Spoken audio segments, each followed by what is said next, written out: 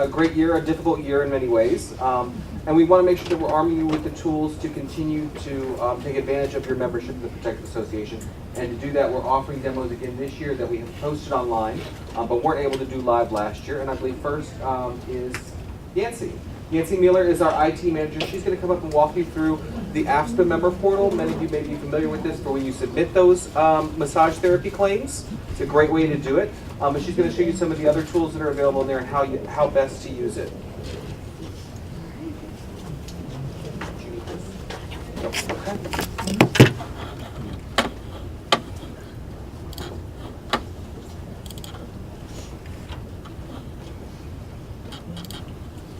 So this is the login page for the member portal. If you have already enrolled for the member portal, you know you're familiar with this page, but if you have not enrolled with the member portal, there's a link for first-time user where you can actually have the system generate a reset link and allow you access to your own account.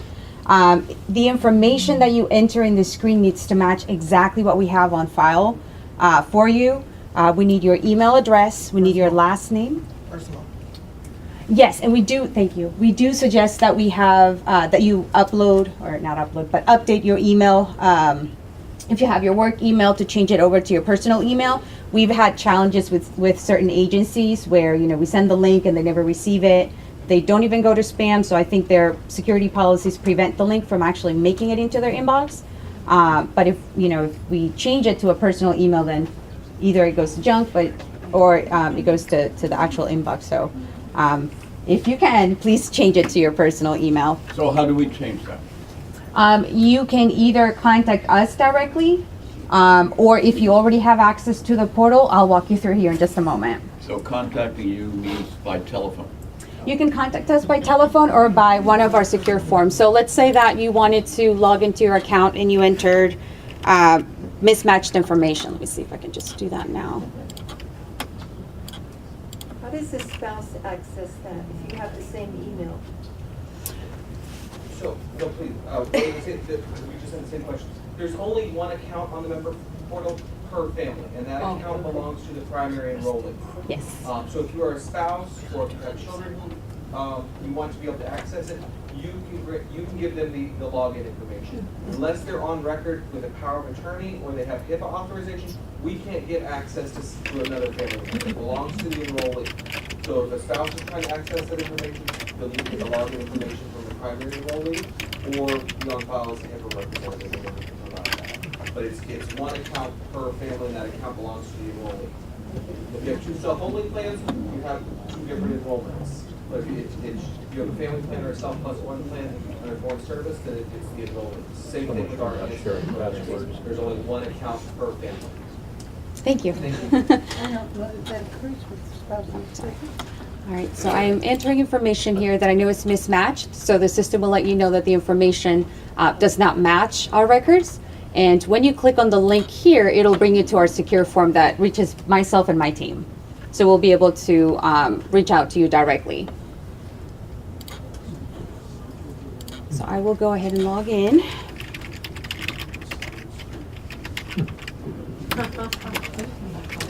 And Yancy, would you mind speaking up a little bit for folks on the Oh, side? sure, I apologize. When you log into the member portal, this is what you will see. Your member policy information will be right in the middle of the screen. Your member profile, along with the information that we have on file for you, will be displayed on the left-hand side. And then any other enrollees that are part of your plan will be displayed here under dependents. I will go ahead and go through the process of updating your information. And through the portal, you can update your phone number, you can update your email address and your address, as well as communication preferences. The only change that you cannot make is your name. And if you changed your name or anything needed to be updated in that regard, you would contact the enrollment team, the MQS team. Same thing with adding dependents. Yes. How do we contact the enrollment team? They can be reached by phone. And I do believe that they also have an email. There's also, you can see here, there's also a link here for marriage, birth, and death certificates.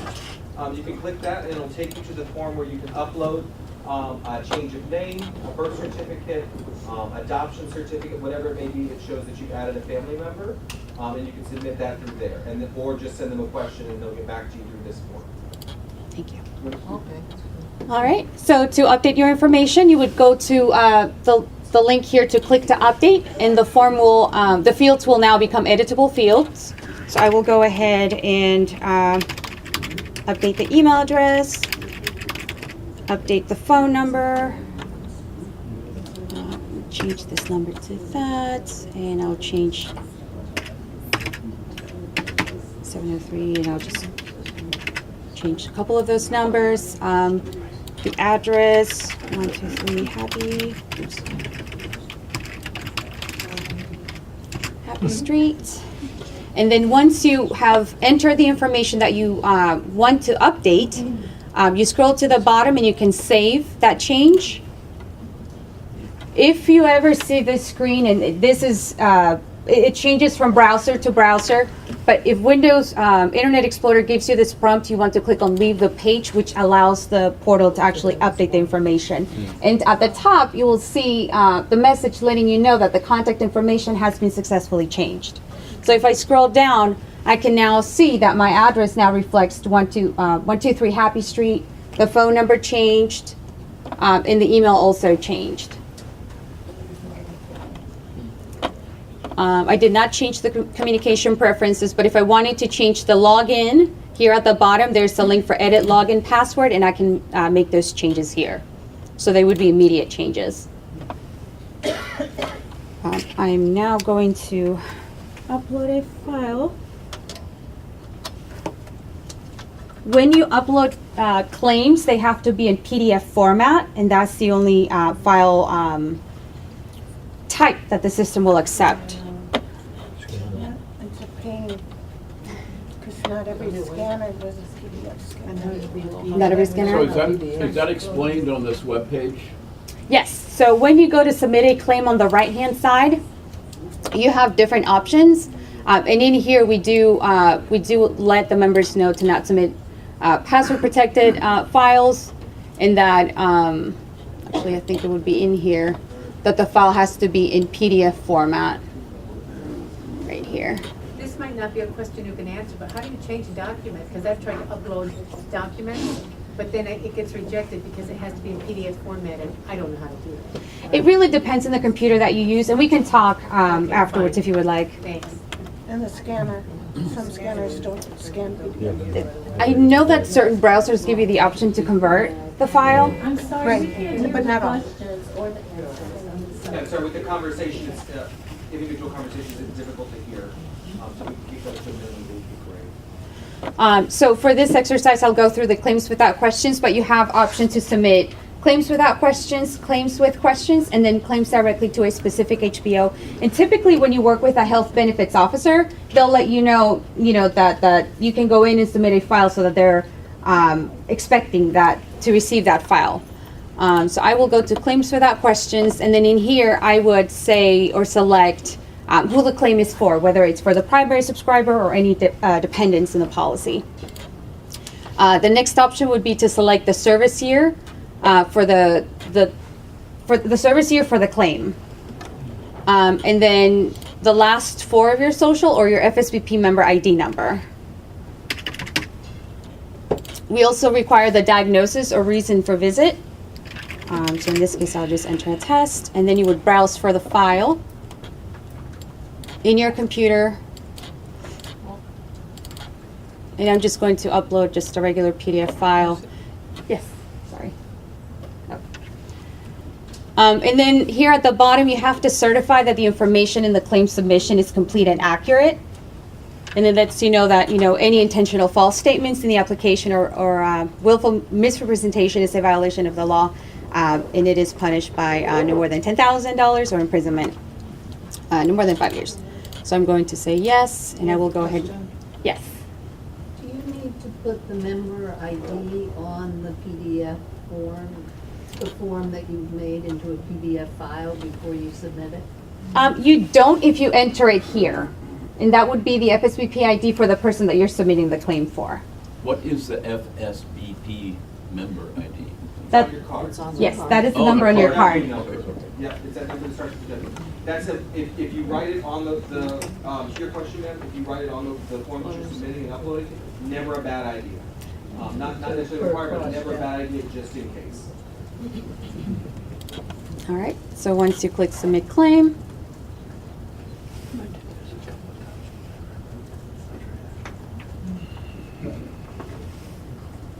now we have a confirmation file at the top letting us know that the file, that the claim has been received. And if you submit multiple claims, they will all be combined into one file. And then once the claims are submitted, then you have the ability to go in and view the file that you uploaded. Depending on the browser, of course, you'll have the option to open or save the file. In this case, I'm just going to open the claim. And the first thing that shows up is the claims cover page. We add this on every claim submission to help our plan administrator identify the claims for our members. And then, oops, that's not what I meant to do. Here we go. This is just a PDF that I converted from our Planning for Change event. But in here, you would see the PDF image of the file that you submitted to us, or files. So I'm going to minimize here, or actually close. And then the last thing I will demo for you is the process of enrolling on a plan. Actually, we'll go to the disability. Yes. Question, are there any limits on the size of the PDF file or the number of PDF files that you can attach in one submission? That is a very good question. We have not had a limit. We accept as many files. I know that we've received like 23 submissions all at one time. Yeah, I think we've even gotten up to 30. And it goes through the alphabet and puts A, B, you just put A, B, C on the end of it. And we got to double A, B, and so forth. So typically not, but it may take longer, obviously, to upload depending on the file size. It may take us longer to download it. Right. Yes, I'm sorry. Is there any confirmation required, written confirmation from the care provider when you submit these claims? I'm not understanding the question. Say you go to a doctor's office and you get some work done and they charge you for it. Do you need any confirmation that they made a charge? Or That's the invoice. when you submit these claims? Yeah, I think that would be the invoice that they would submit. Yes, so if you're going to a doctor who's not in network, and you pay at the time of service, and you would have an invoice of what they did, the claim form, what they did, along with something showing that it was paid and how much you paid, and you can submit that to show us, and we'll process it. In as PDF format? Right, yes, Okay. and a lot of doctors, even if they're not in the network, will submit directly to the plan administrator, to Aetna, using information on your ID card, and so that'll be processed without steps from you, particularly if you go to a network provider, but sometimes even out-of-network providers will do that, just knowing the bus is covered. So I'm going to ask if we can keep questions to a minimum, but again, so be happy to answer individual questions afterward. Yes. I want to make sure we've got time to get through all the demos and be respectful of everyone's time. And I am actually out of time, so I will show you the form for the disability enrollment. It's pretty simple. A lot of the information, like your name, date of birth, is already pre-filled in the form, and you just have to fill in the blanks, essentially the agency that you're with, if you're enrolling for the first time, or maybe you're re-enrolling for the program, the type of coverage that you're looking for, if you should update the information, if it has changed here. This would be the coverage information, annual salary, occupation, current work location, and major duties, and then whether you're selecting the 2-year Cigna plan or the 5-year Cigna plan.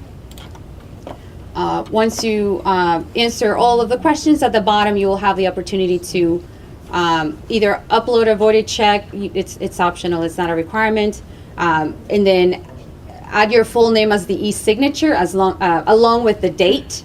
And then once you submit that application, our AIP team will receive an alert letting them know that there's a new application, and they'll review and reach out to you. And Nancy will be available in the break room afterward to answer individual questions, walk through, or follow up with you individually when you're at home for the community assistance. Absolutely. Nancy, thank you very much. Thank you.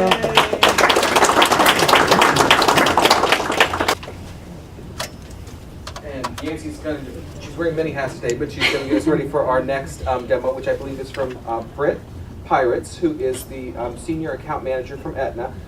She works very closely with us on an hourly basis, not just daily. But Britt, you've actually been working with Foreign Service Benefit Plan for almost a decade, is that right? Yes, yes. Britt started taking calls, and then she was our client advocate, which meant she handled the tough cases that came to us when we needed a little assistance, and took over as account manager about 2 years ago. Is Yes. that right? Yep. So we're very lucky to have her here. She knows the plan inside and out. She knows Navigator inside and out, so she'll be able to walk us through this. Also how to read explanations of benefits and take advantage of some of the tools that Paula was talking about earlier. So Britt, it's up to you. Oh, thanks, Kyle. Good morning, everyone. Good morning. I'm going to take you through the Aetna Navigator, the member portal where you can find information about, you can view your ID card, get explanation of benefits, and we also have a lot of health resource tools for you to help you making decisions about your health care.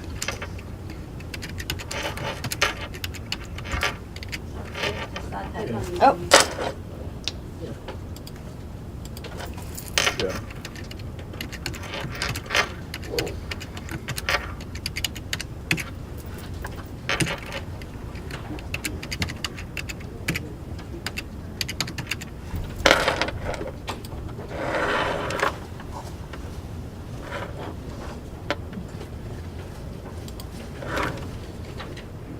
So once you get into the Aetna member portal, which is referred to as Aetna Navigator, this is what the home screen page looks like. Could you speak up just a little bit? Yes. So this is the home screen page. You have the option to look at your ID card.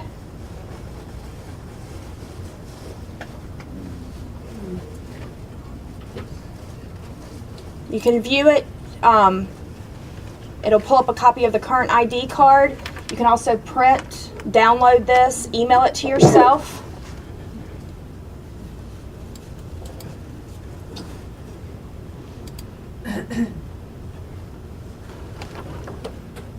Also, I know a lot of people use Aetna Navigator to manage their claims, to look at their EOBs and their claim status. I will go over that at the end because I have to pull it up in another system since this is a test account. Yes. Is there an electronic ID for the cell phone? Yes, if you download the Aetna Health app, you can view this information on the app as well. She asked about electronic ID.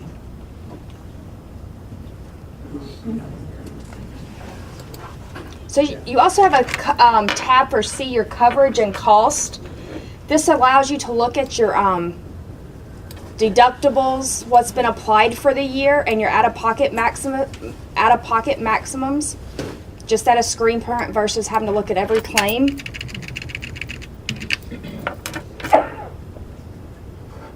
There's also an option for coverage and benefits, like primary care physicians, and it gives you, whoops, sorry about that. Maybe easier just to go down. You can click on any of these, and when it pulls up, it'll tell you what your benefits are under the Foreign Service Benefit Plan.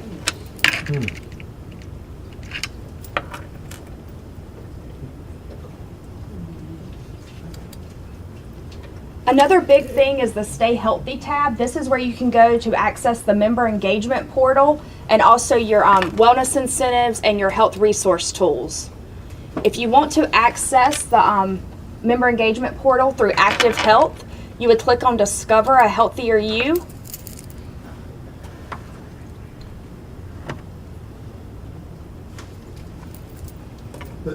So this is where your wellness incentive information is.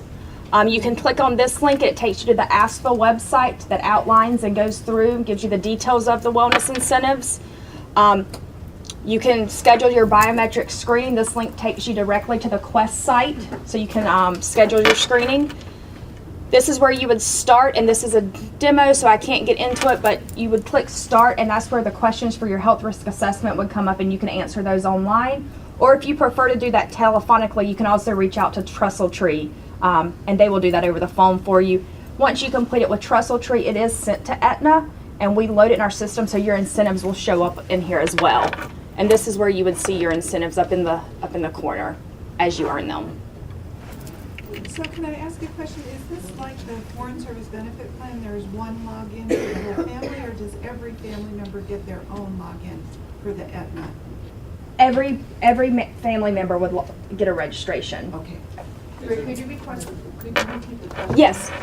She asked if everyone gets their own registration, and yes, to do this and to log in, every family member could access the account under their own account.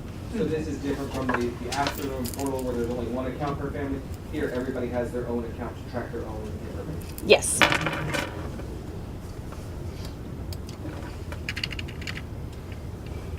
And below, like I said, this is other healthy actions. It gives you important links. Other programs that the Foreign Service Benefit Plan offers, your health coaching, the My Strength Mental Health Program, Mediterranean Wellness, virtual lifestyle management, and kids health for additional information and resources that are free for you guys.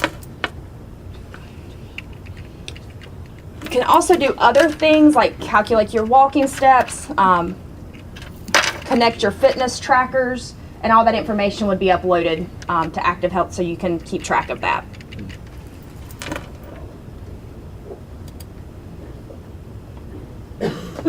There's also a health decision support from Emmy tool. You can click on this, and if there's any condition that you would like additional information on, you can pull up that condition. And then there's short, let's pull up one.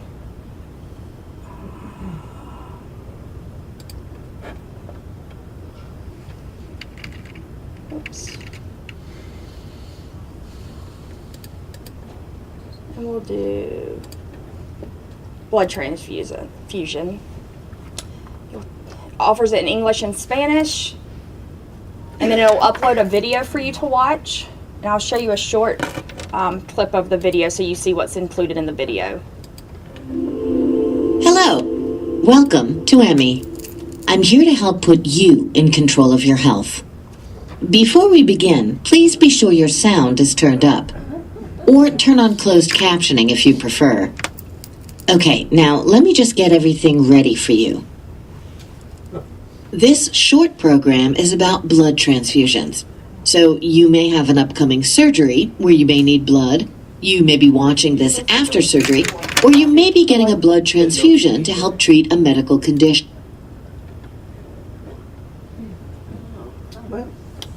So while the program is going on, you can, and the video is going, you can actually stop and take notes that you can refer back to later and take to your doctor's appointment. Yes.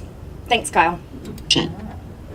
Now, your healthcare provider may have said you need blood after surgery or for a medical condition, or it may just be a possibility because of an upcoming surgery.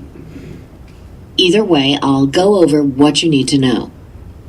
And I'll take you step by step. First, the basics. Then, what it's like to get a transfusion. And finally, I'll talk about the risks and any alternatives. And if you can't watch it all now, you can pick up where you left off when you log in again, using your computer, phone, or other device. So that's just a great resource if you have a condition or you're like a surgery or something. You can go in here, look, pull up it, get some information, and as you go through it, like Kyle said, you can jot down notes that you may want to take back to your physician. Also, as you go through, let's see, let me go back. If you click on this arrow, it will actually keep your programs down here for you that you've reviewed.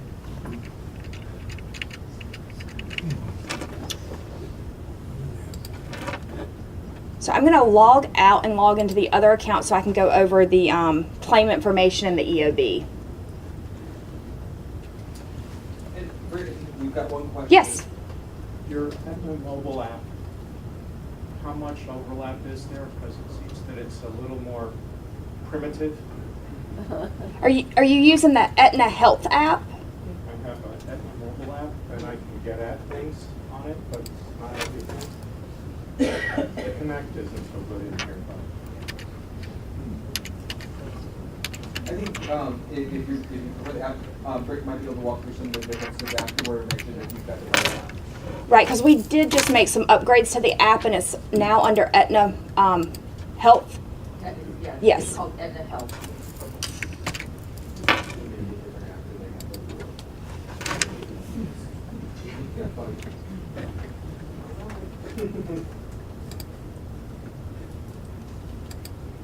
So this is where you would go to look at your claims and to pull up an EOB. Again, this section has your out-of-pocket information and your deductible. This one isn't specific to your plan, but it is the same information that you would see. So here you have the member, what type of claim. You have different date ranges you can look at. You can customize it. You can print your claims, download them. This one here tells you what date of service, who the member patient is, who the provider was, the billed amount, how much the plan paid, and what your responsibility is. This is just a snapshot. Then you can view the claim details if you want additional information.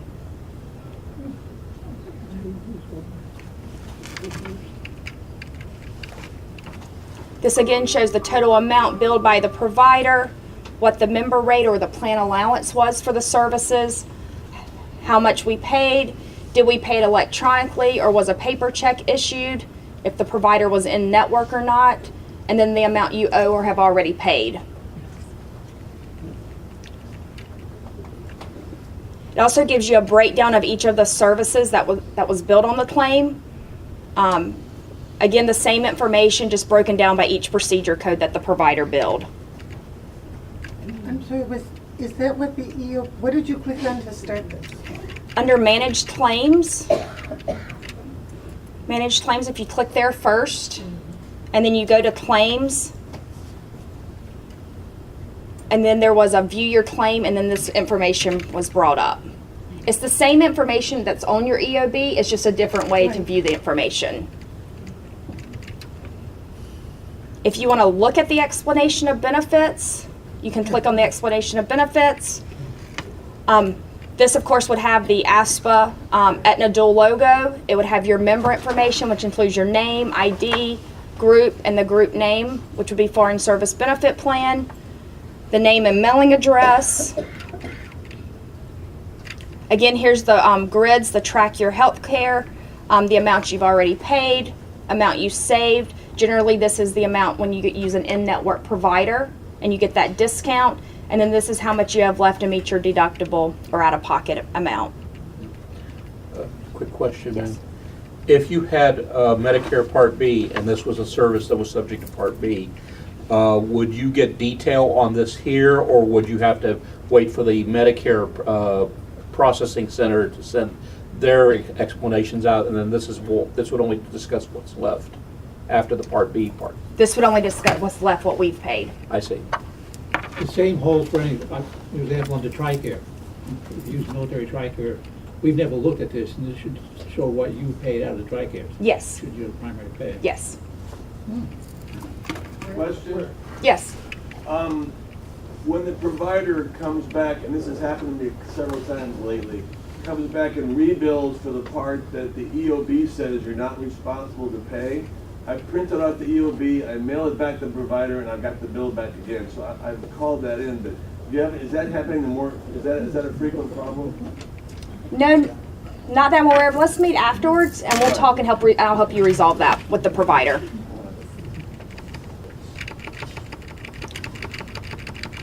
Also on the EOB is a guide to key terms, just defines what the amount billed is, member rate, gives you a definition to help you navigate through your EOB. There's also messaging that we update throughout the year, just like a stay healthy message. And then here's your payment summary, who the patient was, the provider, the amount, and how much was sent, and the date that it was sent to the provider. I have a question. You said the EOB guided key terms on an EOB. Where is that at on the EOB? Right here. It's on. This is the actual EOB. Right. It should be on the first page of each EOB, is that right? Yes. Okay. And we do have, in the next room, we do have printed out copies of how to reach an EOB that walk you through each section of it. And I also want to note that that stay healthy message that Britt noted, that is standard across, so you may get a message about pregnancy, and you're those are standard messages that we have through on our website. Contact us about that.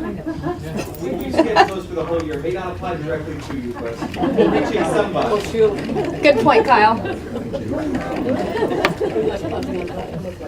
Then after, Look like, okay, we'd love to look at the individual one afterwards. That's great. Doesn't have prices about it. Okay. We have health benefits officers who will be available to walk through those. then after going through the summary, it gets into the details. It has your claim ID number, the receive date, amount billed, member rate, pending or not payable. There are different remarks that are put in here. One is if we need other information, for example, coordination of benefits to make sure we're paying appropriately and in the right order. There may be a remark there that says that we pended the claim and to contact us to update your COB information.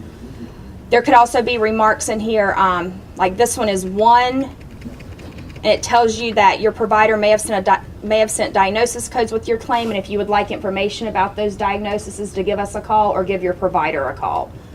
So anytime you see a remark there, you just need to make sure you go to your claim remarks to get that information. I don't know what a COB is.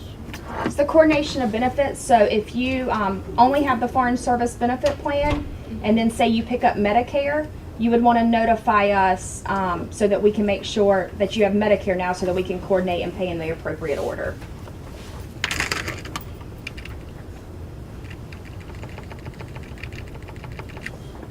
Then at the end, it'll have your benefit balances to date, your deductible, co-insurance information. It's just another snapshot of what's in the charts at the top of the page. And that's it. But I'll be out there, so if you have any questions specifically that you'd like me to look into, I'll be happy to do so. Great, thank you very much. You're welcome. I have a quick question. Can you look at past years also? So you can look at 2018 and 2019 inside Aetna Navigator. Earlier years are still housed in the Coventry system, My Online Services, and those will be available through the end of this calendar year for you to look at. Otherwise, going forward, the Aetna will house everything for dates of service January 1, 2018, going forward. So just Coventry changed to Aetna on when was the end of that? So the cutoff is 12/31/2017. Everything prior to that's in the My Online Services, the Coventry platform. 1/1/18 and going forward is in the Aetna platform, the Navigator Yes. that Rich is walking us through. Yes. I have one quick question. When you were showing how to look up, the information on X, Y, and Z category, is there a way without logging in to look at it? Because every time you log in, there's a record of exactly what condition you're looking up or what kind of physician you're looking up. Is there a place where you don't have to put in your log number but look up the information without them tracking down as to which particular condition you're looking for, whether it's, blood or whatever? So I don't believe there's a way to access the ME tool without logging in.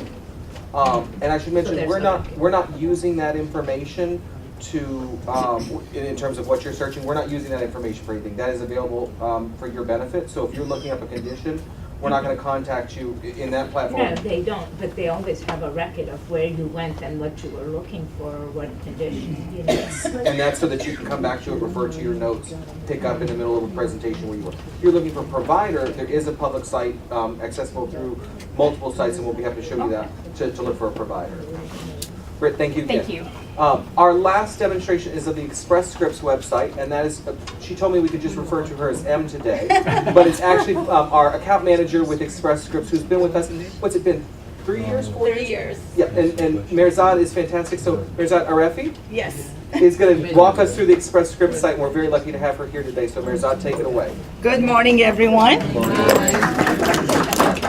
As Carl said, my name is Mirza Darafi. You can call me M. I know it's a hard name to pronounce.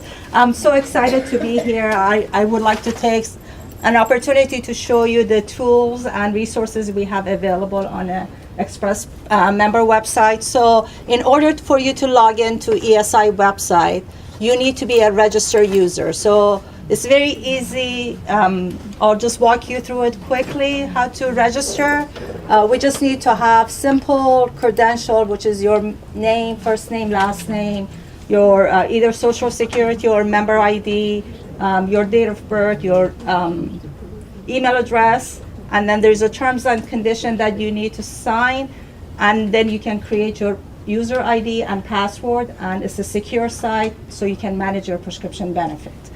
So this is just a click through. This is, if you're already a registered member, you may see a little bit difference between the screens that I'm showing today versus what you see. Again, this is just a demo. So I'm going to click here to go to member portal. Again, if you're a registered member, you can just log in here, put your user ID and password and log in. If not, you can just register as a new user, and you can go down and just ask for, we just ask for simple questions here. You continue to create your account and create your user ID and password, confirm your new password, and you're all set to start using the member website. And Mirsad? Yes. On this site, there are individual accounts for each family member? It is, unless you're dependent under age of 18. So every individual on the account can create their own account. They can give permission to each other to view their account, but you have to give permission. Otherwise, nobody would have access to your account, except you. Is it express dot or Oops. underline or script? It's Express Scripts. It's actually, there is it's a dash. Okay. Yes. And again, if you have any specific questions, I'll be happy to answer that after this session here. So I'm just going to, again, log in as an existing user.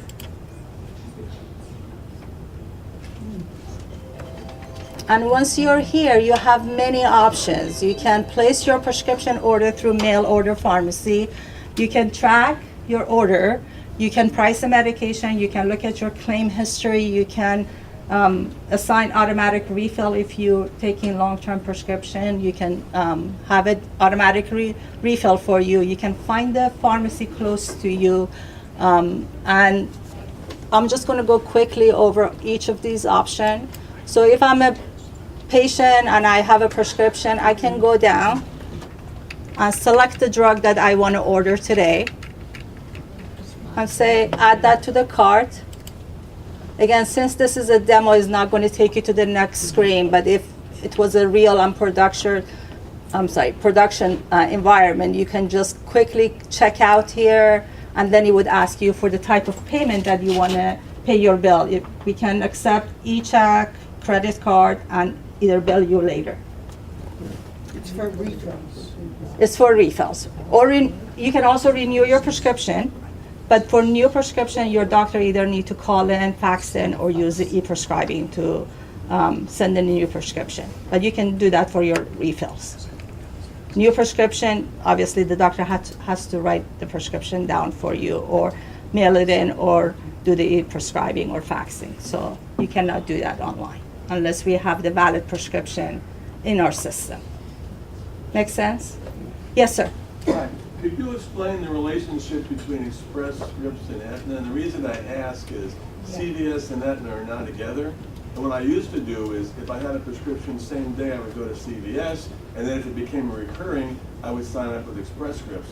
Now CVS is getting very aggressive, and they're when you get one prescription, they're coming back on your text, and they're offering to refill, and the prices are sometimes a little bit, the copay is a little bit lower. So I still assume we're supposed to go to the pharmacy we need it the same day, and then Express Script for long term. But can you explain what we're supposed to do and what the relationship is between Express Scripts and the other stuff? Absolutely, great question there.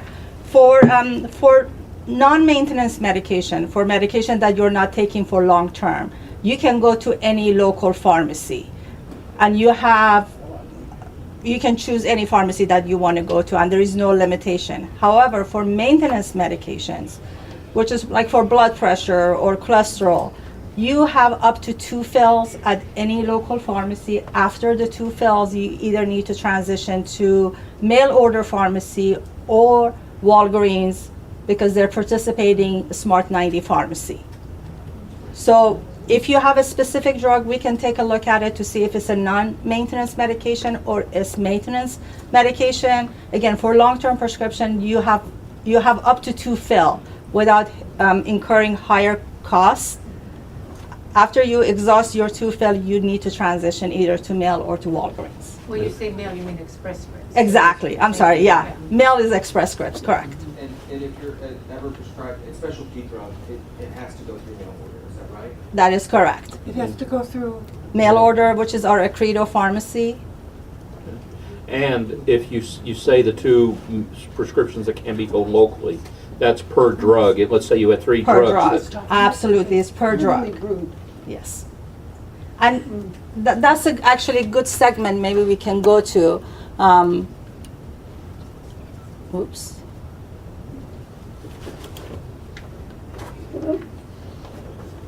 From here, you can actually locate a pharmacy. You can put zip code or city or state. Again, this is a demo, so I can click through because it's already in the system.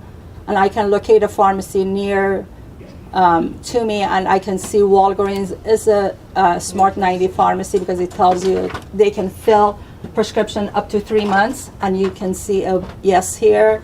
Where if I go down to Oakland Pharmacy, they're not a participating Smart 90 pharmacy. So you can get up to 1 month supply there, and you can get up to fills. But after the 2 fills, you need to transition either to Express Scripts or Walgreens. Yes, sir. One more question.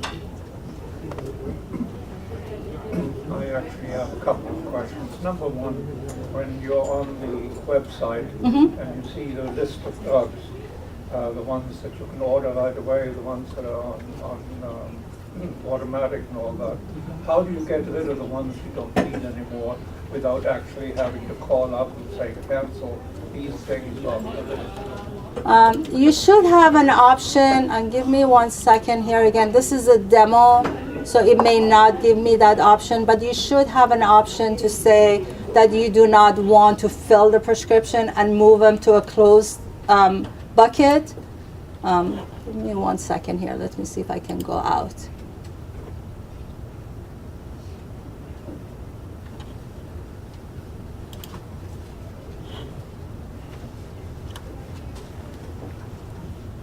All right. Give me 1 second, let me go down. If not, I'll take your information and we can walk through. But here it should give you an option to move your, the drugs that you do not take anymore. You can actually move them to a bucket that you're no longer using them. But I don't see that option here. But I'll definitely take a look and I'll let you know how to do that without calling us. Yes, because I had cataract surgery early last year, and the drugs kept repeating and repeating and repeating, and I finally ended up calling up in order to get them removed. Yeah, no, I completely understand. Easier way. Absolutely. Yeah. And the second question that I have is, what can one do when a prescription is lost in the mail, is not received, and one tries to get a replacement as quickly as possible? Your plan does offer lost prescription in the mail, so you can give us a call and we can send you a replacement. You would be charged another copay and another fill, and after 30 days, if you never got your original prescription, we would issue you a credit. And we can talk through that.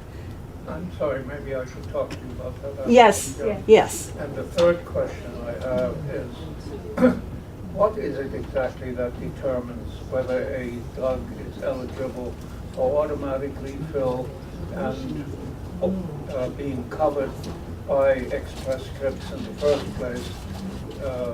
What is it that makes them say fairly regularly, you can't have this drug anymore, talk to your doctor about getting something else? What exactly is the problem there?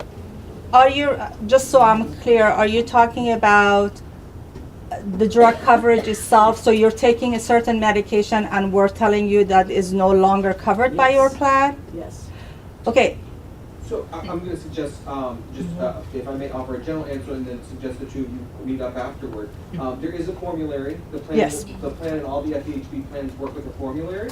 It's a list of drugs. And it does, each year, the pharmacy benefit managers, whether it's Express Scripts, Optum, or CVS, determine what's a preferred drug, what's a non-preferred drug, and also there are generics that are available. Depending on how that is, the drugs are classified on the formulary determines the copay. Each formulary does have a list of excluded drugs, and these are drugs that come at an extraordinary expense often and have little to no additional clinical value compared to other treatments that are out there. They may also still be experimental, they may not be proven for treatment of a certain condition, even though your doctor is prescribing it for that condition, and so they might be excluded. And it's a handful of drugs compared to the total universe of drugs. So that full formulary is available to see, so that if you're going to your doctor and we're talking about renewal of a new drug for cholesterol, you can see what's available generic, what's preferred, what's non-preferred. So when your doctor says you should take this drug, you can say, well, it's not preferred on mine. I'd like to save some money. I'd like to have it through mail order. What about this alternative that is preferred, or this generic that's available to help you save money? So that is generally what's available. I do want to wrap this up just because we've got some more ground to cover. But Mirzad will be available just outside the back door there to answer individual questions following the conclusion of the presentation. Mirzad, is there anything else about the website that we should see? I just want to point out the price of medication, because there's a lot of questions in terms of what medications covered, the cost of the drug. So this is another resource that is available to you.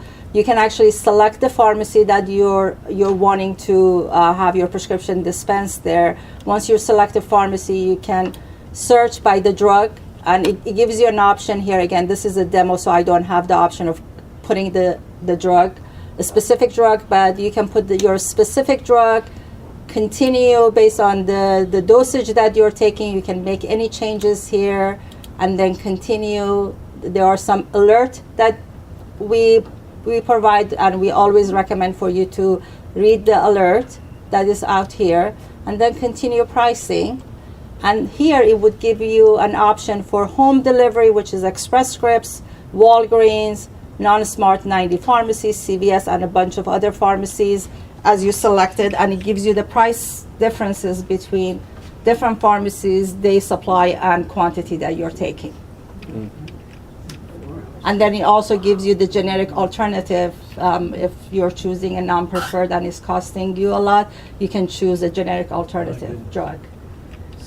This is a very good tool, and I always recommend any members to use before filling any prescriptions. It's very cost effective for you to know exactly what you're trying to get.